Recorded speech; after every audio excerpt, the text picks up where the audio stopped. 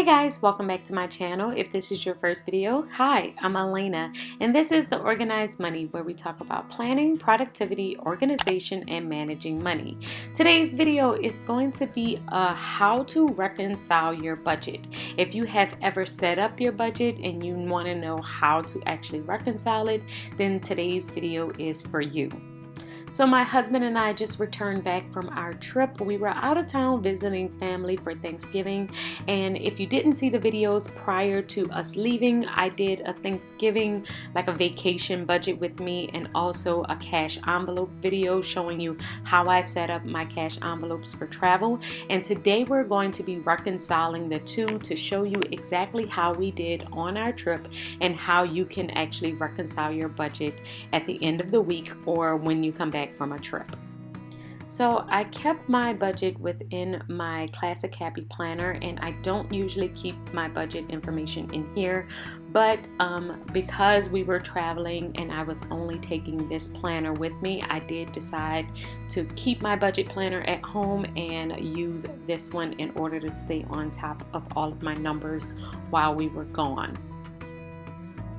So everything was broken down into 4 categories, and that is transportation, lodging, food and drink, and entertainment. And then I have my estimated numbers on the side, and now we're going to complete the actual side so that we can see exactly how we did in each category. So if you've never reconciled a budget before, budget reconciliation is the process of reviewing transactions and the supporting documentation like receipts and going through your bank account and resolving any discrepancies discovered. So you're trying to see exactly how much you have spent versus what you have estimated that you're going to spend at a particular time.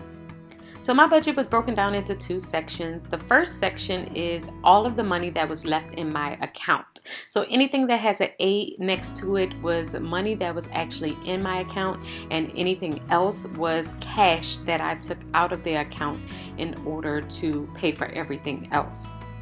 So with this budget, I overestimated my expenses to ensure that we would have enough in every single category for what we needed.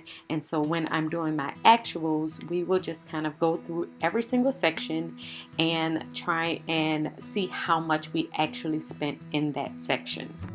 If you're wondering why you should reconcile your budget at the end of the month or after an event, it's mainly because it helps you in the long run. So now the next time that I take this trip, after I have reconciled this budget, I will know exactly how much I need to save for the next time. Every time I do this, I get better and better at looking at the numbers and knowing exactly how much I need to have.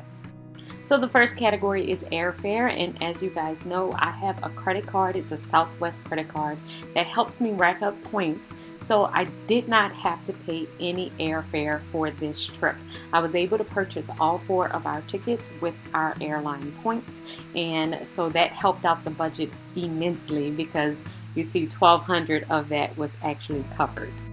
The next category was airport parking. I had $100, but it was actually $160 for the long-term parking for a week at New Orleans Airport. We did not end up taking any Uber or Lyft because we had family pick us up, so that was $0. And we did not do a car rental either, so that ended up being $0 also. So that's it for the expenses that was set aside in our account for this trip. The next set of money was actually in cash, and I kept that in my Kate Spade wallet. So this is my Kate Spade wallet. I absolutely love this for travel. And if you see in the inside, I have set up my entire cash envelopes within here. And I broke them down based on the category of cash and added cash trackers to every single section so I could keep track of how much I've spent.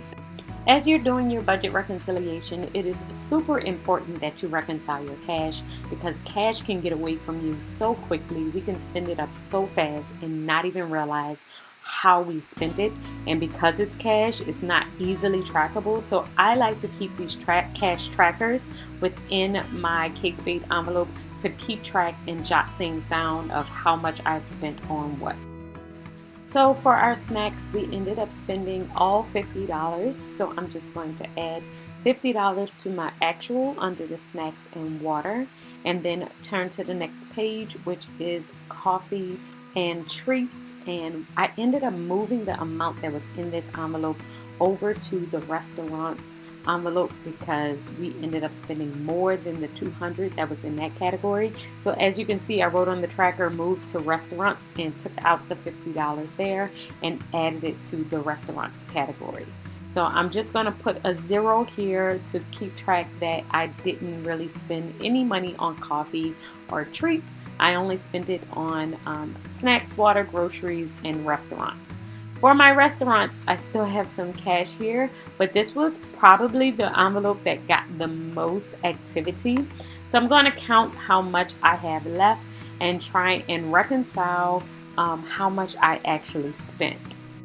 So one thing that I'll do, I didn't show it here, but whenever I'm spending cash, I do try and keep the receipts in my wallet, because like I may not have time to jot down on the cash tracker where I'm spending my money and how I'm spending my money, but I will keep the receipt in there and then try and do the calculations after. So that's what I'm trying to do now. I am pulling out the calculator because I know how much cash I have left over, but I didn't have everything written down of where I had actually spent the money. So during this process, I am just kind of adding things in, reminding myself of where I spent the money and how much I spent, because I knew I had a balance in this of $36, but I knew I also had to add over the $50 that I had pulled from the coffee envelope into this envelope. So moving forward, I'll know that I need to budget at least $250 or more for a trip of this length for food. I'm going to complete the same process for every single cash envelope that I have in my Kate Spade wallet. One suggestion that I would have is that you complete this process, make it a date as soon as you return from your trip or as soon as the budget is complete. If you're doing it for a monthly budget, then I would say within the first few days of the new month. Make sure that you do this process because it can get away from you very quickly, and once it's too far gone, like once it's been a couple of weeks, it's very hard to remember all of the transactions that have occurred. So it's only been one day since we have returned, and all of the transactions are pretty much fresh in my mind. So that's why I'm doing this process now. So I'm adding up all of the transactions, and the total was $805. We came in well under budget. I'm very happy about this budget. This is probably the first time that we've ever traveled and not went over budget and actually had cash left over. So I'm extremely proud of us, and I'm definitely going to do this process in the future so that I can continuously keep this trend going. So we started off with $700 in cash. We spent $545, which means we have $155 left, and that's going to go into savings. So now I'm just going to take this sheet and add it into my budget planner just so that I can have it for future use. And that will be it for this video. I hope you guys have enjoyed this one, and I will see you in tomorrow's. Until next time, keep organizing your life so that you can achieve your dreams. Bye guys.